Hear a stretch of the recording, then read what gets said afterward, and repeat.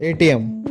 जब आप अपने एटीएम से किसी दूसरे बैंक के एटीएम पर कैश विड्रॉ करने जाओगे तो आपको डेबिट पड़ेगा कि नहीं, बड़ी अच्छी जानकारी देंगे। लास्ट तक वीडियो देखो। डेबिट पड़ेगा, लेकिन पहली बार कैश निकलने पे नहीं। यह हर बैंक के एटीएम का अलग अलग होता है। जैसे किसी बैंक का 3 लिमिट होगा, जैसे कि फ्री में 3 बार सिर्फ आप विड्रॉ कर पाओगे।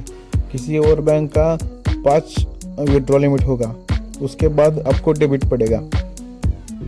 डेबिट लिस्ट इस प्रकार है।